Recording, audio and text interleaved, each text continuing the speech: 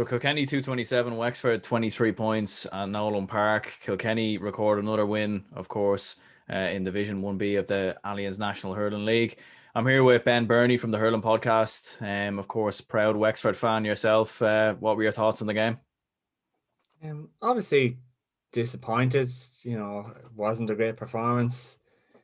The game was over at halftime, really. But like it's been said a few times, but these league games are glorified challenge games, and Wexford are missing a lot of players since the whole country knows of the COVID issues. Like that team would have been barely able to train together for the last 2 weeks. I'm assuming they trained Thursday night when they got the all clear, but you can do whatever. Everyone knows you can do the amount of training you want to do at home, but there's nothing like getting out to the field and playing together, getting your passing right and getting your touch properly, playing together as a team. And it's just not the same. I know Kilkenny were disrupted as well, so I didn't expect a classic game, and I suppose we didn't get one either. But we got one from TJ Reid, I suppose. Yeah, 100%. I mean, TJ Reid with 118. I mean, I suppose like when a player like that scores 118, I mean, generally, you're probably like 9 times out of 10, you're probably going to be on the receiving end. I mean, that was some performance altogether, I suppose, from TJ. Well, if you look at the stats, actually, he got 118. Wexford got 23 points. Yeah. So we only beat him by 2 points, Yeah. And it was probably something the Wexford need to be looking at. Now it's Hurling needs to look at as well, but the amount of frees we gave away, and easy frees where it didn't have to be a great strike for him to put it over the bar, but they were easy for him, and we need to look at that. Yeah, 100%. And I suppose from a Wexford point of view, obviously, like it's Rory O'Connor in there with 4 points each in with 13. I suppose Rory O'Connor has obviously been in great form, I suppose, since the return of the National Hurling League. Well, like what have you made of him so far coming into the team? And I suppose because he's obviously been doing very well at club level over the past couple of years as well.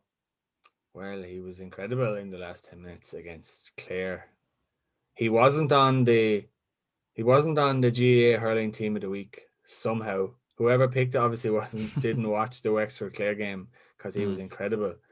But he scored 3 points in the first 11 minutes, I think, today. And then Kilkenny brought Conor Brown over, and his job for the rest of the day was you take care of Rory O'Connor. And that kind of curtailed his influence. Just because probably none of the other forwards really got going. Aidan Nolan got a couple of points from play.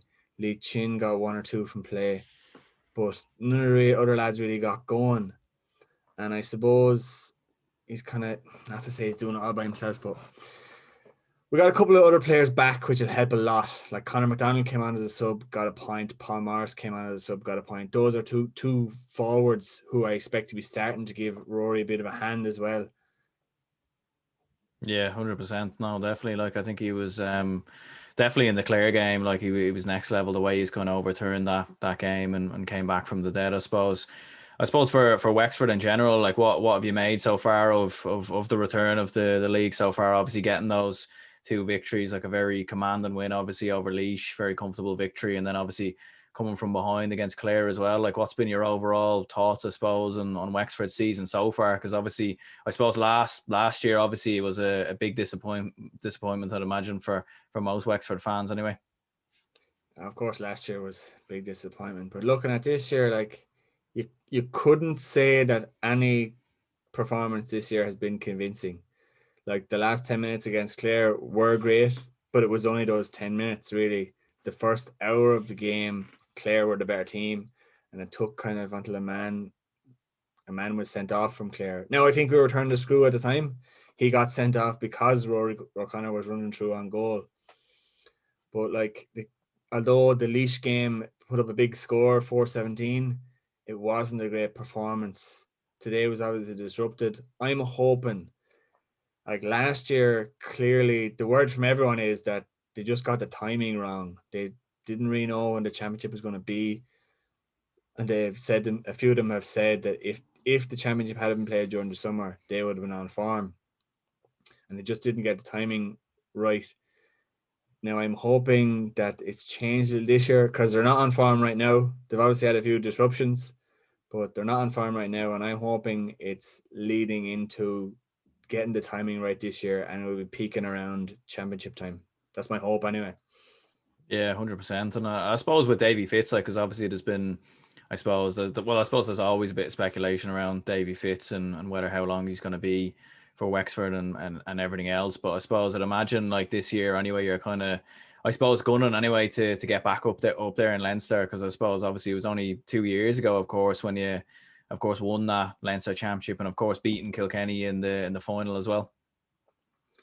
Yeah, it's going to be very, very hard again this year. Like, we have Laois in the quarter final, which, no disrespect, but we expect to get over them.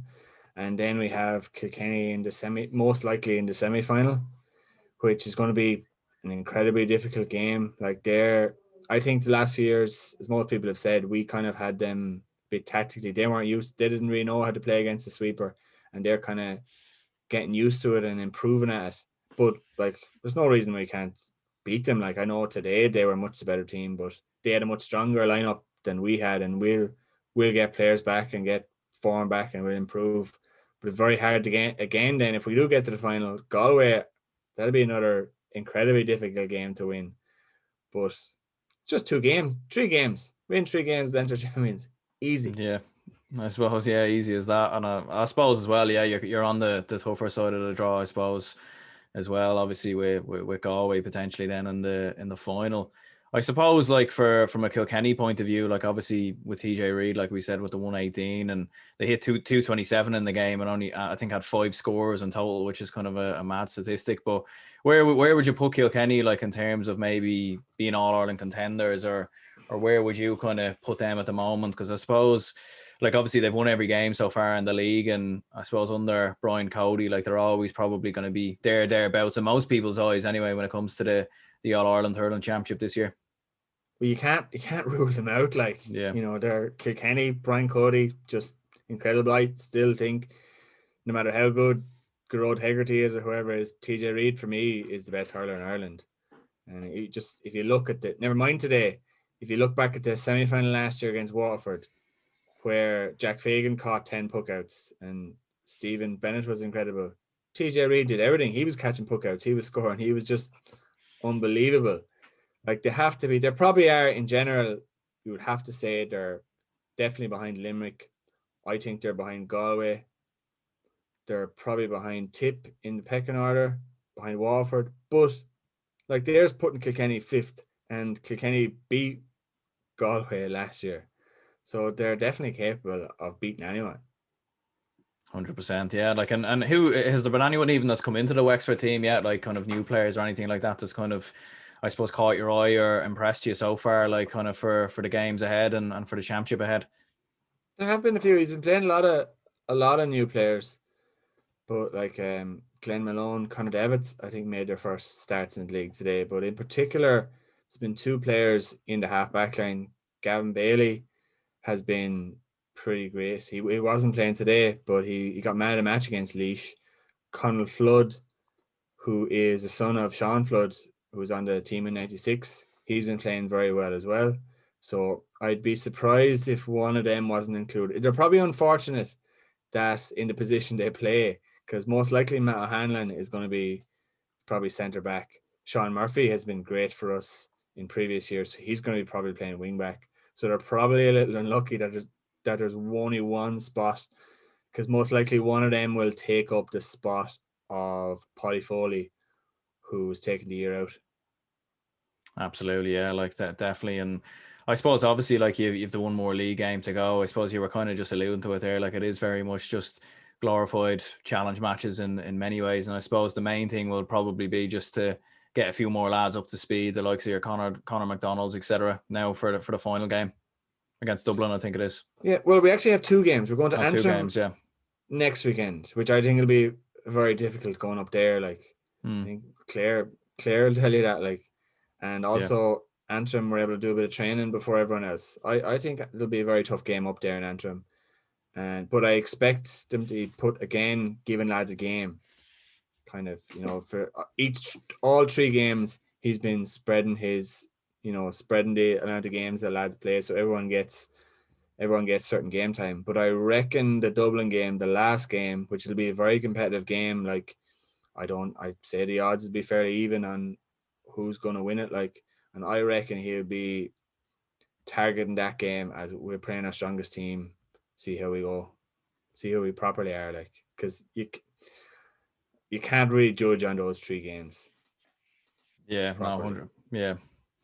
Yeah, no, 100%. And like, I suppose for myself as a Dublin fan, I don't know, like, I'm not too sure like how it'll be fixed kind of going into that Wexford game. But yeah, I suppose definitely just with the league at the moment, I think it's all just about testing a few different things out and trying different players and whatnot. What have you made of all the rule changes as well that have obviously come into effect in hurling at the moment? Like, I suppose I know for myself watching hurling, it's just not particularly pleasant at the moment. I mean, there just seems to be too many frees, and it just seems to be way too stop start at the moment.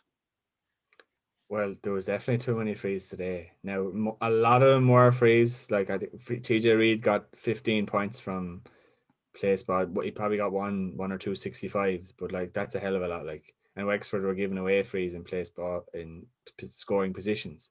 But there was one time where Reid got a ball, he got fouled, went by his man, put the ball over the bar, and the ref still brought back for him to take the free. And it was kind of just like, you're not just giving the point that he scored from play already. But like, I thought last week, like the first couple of weekends where there was so many frees, but last week the refs seemed to let the game flow. So I thought maybe they had a chat. We're kind of done with this. But now this game again, maybe it's just one particular ref. This game again is brought back this crazy amount of frees. But I think the cynical foul rule so far, I think it's been a success. Like, I think so. There's been, well, not less, but I mean, you can't just be hauling lads down as soon as they're going to score a goal. So I do think it's a bit too much. Give the penalty. There's no need for the sin bin as well. But I think it's been a success so far. I don't know what you think yourself. Yeah, like I was happy to see it come in originally, like with the cynical fouling, because obviously I even think in Gaelic football, like I think it's done a great job. I suppose like people are always gonna foul, like when it comes to when a player's run through the square and obviously one of the fullbacks is trying to pull them down or whatever. Sometimes those things just happen. It's not always intentional, but I suppose it was good to see it being brought into hurling. But definitely I think what you said there, like the double jeopardy rule of it being a penalty and a sin bin, like I don't know, if they really properly thought that one through, in my opinion, because I think it should be really one or the other. Like, I think if it's a penalty, fair enough, then keep it as a penalty. But if it's a black card, then keep it at a black card. Like, have one or the other. But I suppose having both, it just seems I don't know, it just seems very unfair for that particular team. It's also a little strange that I know they want to say where it is, but TJ Reid he won a ball, ran by Liam Ryan today, and he was I would think, true on goal. But Liam Ryan managed to drag him down just outside the line. So it was a yellow card, no penalty, no sin bin. Kilkenny got a point.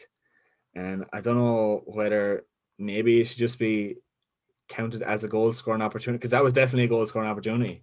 But just because it wasn't inside this line, you don't get the goal scoring opportunity and you don't get the man gone for 10 minutes.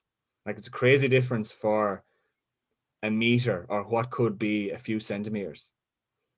Yeah, no, it's an interesting one. I think it's just like maybe the way different referees are, I suppose, interpreting the rules, because I've even seen in football, like I was watching the Cork Clare game earlier today, and there was so many black card challenges in that game, and there was one opportunity where one player ran through at the start of the game and he was pulled back, and the referee gave the penalty all right because it was in the square, but he only gave a yellow, and I was thinking, surely that should be a black card. It's a high challenge, but I suppose for referees, they just seem to have their own interpretation of the rules, and I don't know if that particular ref forgot his black cards and left them at home. I'm not sure, but it seems to be a bit all up in the air at the moment, I suppose.